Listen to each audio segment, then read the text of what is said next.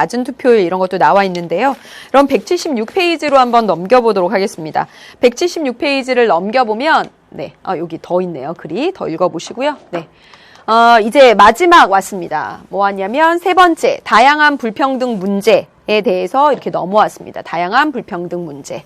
그리고 해결 방안. 이제 다음 시간까지 이제 연결해서 이 얘기는 이제 계속 할 거예요. 그래서 다양한 불평등 문제 하고 나왔으면 다양한 불평등 문제 뭐 있겠어요? 그 유형에 대해서 하겠죠. 그래서 첫 번째는 다양한 불평등 문제의 유형을 할 거고요. 다양한 제도적인 해결 방안에 대해서 얘기를 할 겁니다. 여기가 좀 내용이 조금 더 어려워요. 그래서 다음 시간에 얘를 중점적으로 얘기를 할 거고요. 얘도 끝까지는 다는 못합니다. 시간상. 그래서 좀 하다가 이렇게 멈추게 되는 그렇게. 그래서 여러분 176페이지에 보시면 여기 다양한 불평등 문제와 해결 방안과 관련된 여기 학습 목표가 있습니다. 다양한 불평등 현상을 파악하고 그 원인을 분석할 수 있다. 그래서 오늘 176페이지에서는 이 앞부분 다양한 불평등 문제에 대해서 이제 나온 겁니다. 해결 방안은 그 뒤에 되고요. 그래서 다양한 불평등 문제가 몇 가지 나오냐면요. 여기 학습 요소 볼까요? 사회 불평등이라고 하는 거, 불평등. 이 사회 계층의 양극화, 사회적 약자를 차별하는 거, 공간 불평등 해서 이렇게 세 가지가 나옵니다. 다시요. 이 다양한 불평등 현상, 즉 불평등의 유형의 계층 양극화, 그 다음에 사회적 약자를 차별하는 거, 그 다음에 세 번째 공간 불평등 이렇게 세 가지가 나오게 되겠습니다. 그래서 볼까요? 오늘날 나타나는 불평등 현상에는 무엇이 있을까? 176페이지 제일 위에 있는 부분입니다. 여기 굉장히 쉬운 부분입니다. 어려운 부분은 아니죠. 그리고 불평등 대표적인 거 이런 거죠. 우리나라에도 이런 경관 나타내는 서울에도 굉장히 많이 있습니다. 어느 동에 가면 한쪽에는 막 70억, 막 몇십억짜리 집이 막 30억, 70억이고 한쪽은 이제 막 이렇게 언덕배기에 그런 동네들 이렇게 딱 마주보고 굉장히 많이 있습니다. 이게 대표적으로 사회 불평등을 나타내는 것이 바로 이런 경제적 불평등이라고 할 수 있죠.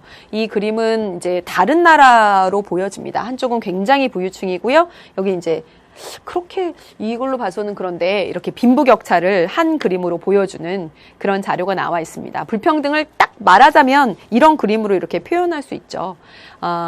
우리나라 어떤 은행에서 이제 2018 부자 보고서를 냈는데 우리나라 상위 1% 부자들은요, 1인당 이 주택이 6채씩 있대요. 6채씩. 한 채도 없는 사람도 굉장히 많은데 이런 것들이 이제 빈부격차죠. 그렇죠? 이러한 격차가 일어나는 가장 큰 원인은 이제 경제적인 이유가 되죠. 그러면 왜 이렇게 사회 불평등 현상이 일어날까? 사회 불평등 현상은 무엇일까? 라고 정의를 해보면요. 바로 이거잖아요. 부, 권력, 지위. 얘는 뭐라고요? 희소 가치입니다. 희소. 충분히 많지가 않다고요. 부나 권력이나 명예 이런 것들은 충분히 많지가 않다고요. 희소예요. 그래서 이런 것들을 누군가는 가졌고 누군가는 조금 가졌고 누군가는 못 가졌죠. 이게 바로 사회 불평등 현상입니다. 그래서 이렇게 사회적 희소 가치가 불평등하게 분배돼서 누구는 집이 6채, 누구는 한 채도 없고 이런 것들을 사회 불평등 현상이라고 말합니다. 안 어렵죠? 이게 개념 설명입니다. 그래서 이 사회 불평등 현상의 유형, 다양한 이 사회 불평등 현상의 유형을 볼 건데 그 첫 번째가 뭐라고요? 첫 번째가 사회 계층의 양극화입니다. 양극화는 뭐냐면 양극에 몰려 있는 거잖아요. 이거 뭐죠? 자석 보면 이 양극에 이렇게 서로 만나지 않죠. 즉 중층이 감소해서 중간층이 감소해서 상층이나 하층으로 이렇게 탁 쏠리는 그런 현상, 그것들을 바로 사회 계층의 양극화 현상이라고 말합니다. 그래서 우리가 이제 계층 구조로 말하면 이런 구조를 많이 얘기해요. 이게 뭐냐면 모래시계형이잖아요. 중층이 없는 거예요. 사회에 소수의 이제 그 잘 사는 사람, 다수의 못 사는 사람 이렇게 된 것을 사회 계층의 양극화라고 말합니다. 그래서 여러분 여기 그 176페이지 아래에 그래프가 있습니다. 그래프 한번 볼게요.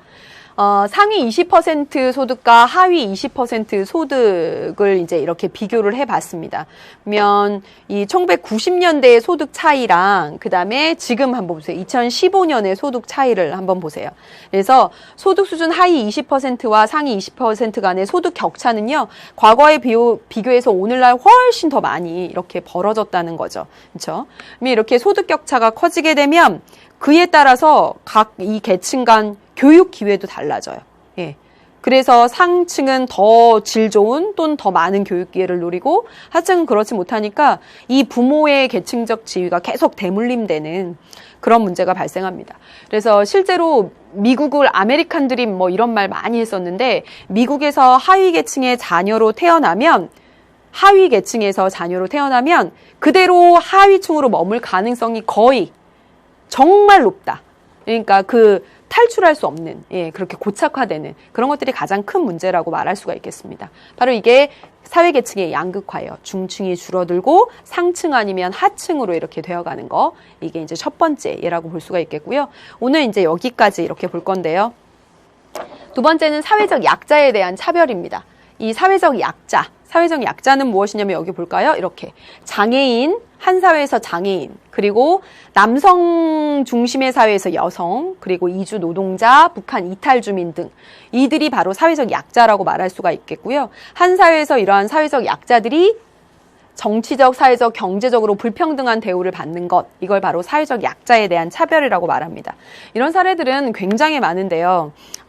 제가 뭐 사진이랑 이런 것들 보여주면 좋지만 이게 좀 어려워서 이 강의에서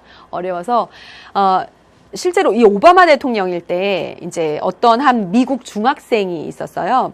그래서 이 미국 중학생인데 이 미국은 여러분 다문화 사회잖아요.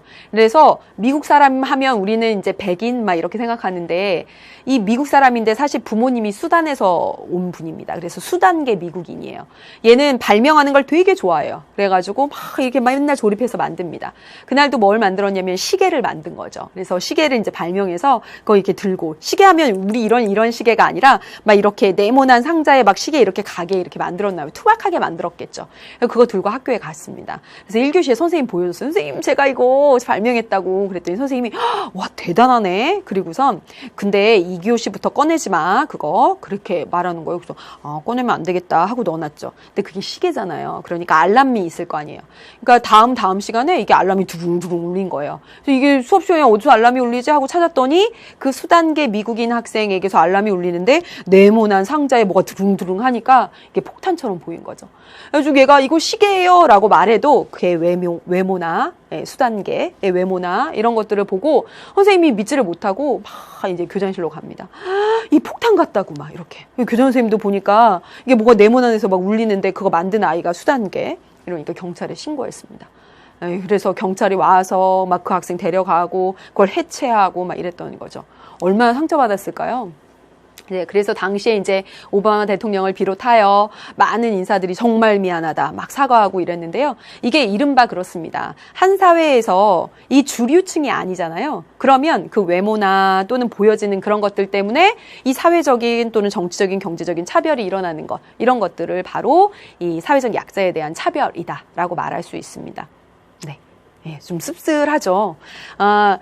저도 남고에 있어서 남학생들은 잘 모르더라고요. 근데 이렇게 여자로 태어나서 한 사회에서 느끼게 되는 그런 차별 이런 게 있습니다. 물론 이제 요즘은 하도 이제 남녀 평등, 양성 평등이라고 하는 것이 가치가 매우 중요해졌기 때문에 많이 약화되고 있긴 하나 실제로 우리나라 500대 기업에 보면 여성 임원의 비율은 3%밖에 안 된대요. 이게 왜 여성 임원의 비율이 3%밖에 안 될까요? 여성들이 능력이 없어서요. 능력에 따라서 그럴 수도 있겠죠. 그러나 여자 반 남자 반인데, 세상에 여자 반 남자 반인데, 어떻게 여자가 3%밖에 안 될까요? 그게요, 여러분의 생각에도 그렇잖아요. 뿌리 깊게, 밥을 차려주고, 내 학교에 가서 선생님과 상담하고, 자녀를 양육하는 건 엄마의 역할이라고 생각하죠? 제가 학교에서 있지만, 아빠가 상담하러 오고, 아빠가 이런 건 거의 드뭅니다. 그러니까 엄마가 자녀 양육의 주체라고 생각하는 게 아직도 남아있어요. 그러니까 회사에 다니다가 이제 아이들을 한창 키워야 될 시점에 바로 부부 중에 누군가는 이제 사회생활을 이렇게 접어야 되는 시점이 오고, 그럼 보통 여자가 되고, 그렇다면 여자들이 업무에 공백이 생기게 되죠. 그렇죠? 또는 안 접고 회사에 다니더라도 아이들을 보다 더 많이 케어하는 쪽은 여자가 되는 그런 경향이 많습니다. 그러다 보니까 점점점 진급을 하거나 이렇게 하는 데 있어서 좀 그렇게 되는 거죠.